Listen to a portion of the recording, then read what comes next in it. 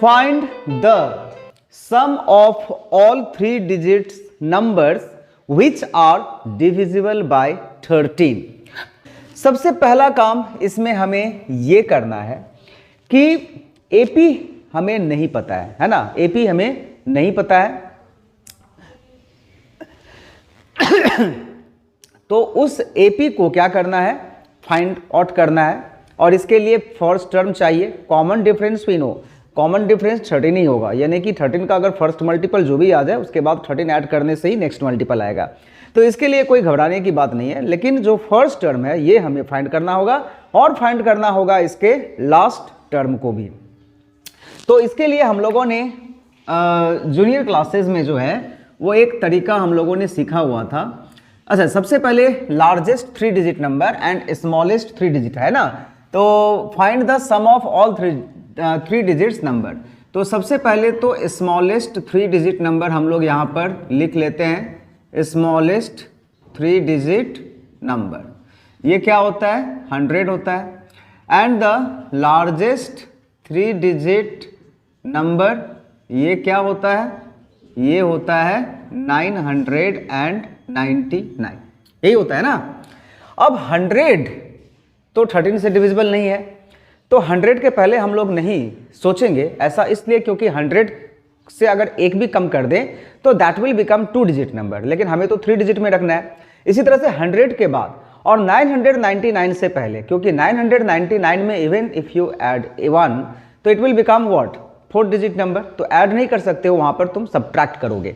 तो 100 को 13 से हम लोग डिवाइड करेंगे, तो 13 7 जा क्या होता है, 91 होता है। तो 13 इंटू 8 जो भी नंबर होगा, क्योंकि इसमें रिमाइंडर बच गया है 104, तो ये 104 जो है वो एपी का फर्स्ट टर्म हो गया, क्योंकि 100 के बाद 104 is the first number which is divisible by 13। और जो कॉमन डिफरेंस है वो तो मैंने बोला ही 13 ही होगा। अब हमें इसमें लास्ट टर्म या फिर इसे TN भी कहते हैं, ये फाइंड करना है। इसके लिए हम लोग क्या करेंगे, 999 में इस बार जो है वो 13 से डिवाइड करेंगे, तो 13 7 जा 91, यहाँ पे 8 और ये 9 आ गया, तो ये 13 5 जा 65, 13 7 जा 68 है ना, तो 13 7 जा 78 नॉट 68, तो ये आ गया, 9 में से 8 गया तो 1 और 1, ये 11 जो है वो क्या बचा, रिमाइंडर बचा। तो 999 में से 11 अगर माइनस करोगे तो 9 - 1 8 हो गया, 9 - 1 8 हो गया, और ये 9 हो गया। सो this is that number you know which is divisible by what, which is divisible by 13, and 988 is that last number of 3 digit which is completely divisible by 13। यानी कि जो TN है ये 988 है, A 104 है एंड D 13 है। तो हमें चाहिए क्या, नंबर ऑफ टर्म्स चाहिए, ऐसे कितने नंबर्स हैं जो 13 से डिविजिबल होंगे। तो इसके लिए हम लोग जानते हैं कि हमें क्या करना है, TN इज इक्वल टू है 988 एंड TN का फॉर्मूला क्या होता है, A plus n-1D is equal to 988। यहाँ पर A क्या है, 104 है, N क्या है नहीं पता है, D क्या है 13 है, इज इक्वल टू 988। तो इस तरह से हमें इसे सॉल्व करना है। 13 में से n को मल्टीप्लाई करेंगे तो 13n - 13, और ये जो 104 है इसे हम लोग राइट साइड में ले जाएंगे। एंड इफ यू सब्ट्रैक्ट 8 - 4 4 हो गया, 8 - 0 8 हो गया, 9 - 1 8 हो गया। सो 13 इज इक्वल टू होगा 884, और ये जब -13 इस तरफ आएगा तो +13। इफ यू ऐड 4 + 3 7, 8 + 1 9 एंड 897, और ये n था। इस तरह से इफ यू कैलकुलेट n तो 897 डिवाइडेड बाय 13, तो ये कितना बार में कटेगा, 13 छक्के 78 होता है, तो 6 हो गया, 13 छक्के 78 और 8 9 7 है तो 78 हो गया। 9 - 8 1, 8 - 7 1, 13 9 जा 117 होता है 69। दैट मीन्स जो n का वैल्यू है वो हमें मिल गया है, and what is that, 69।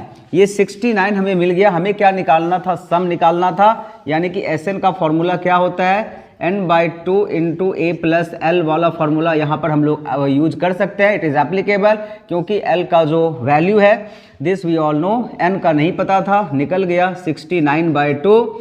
a क्या है 104 है, l क्या है 988 है।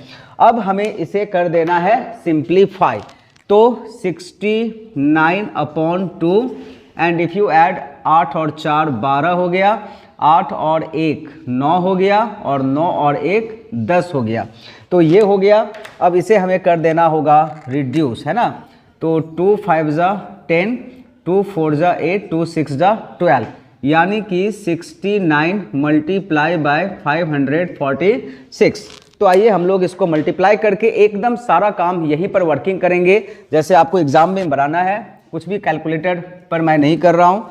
546 को 69 से मल्टीप्लाई कर रहे हैं। 9 6 जा 54 का 4 5 बच गया, 9 4 जा 36 एंड 5 41 का 1 4 बच गया, 9 5 जा 45 प्लस 4 49 ये हो गया।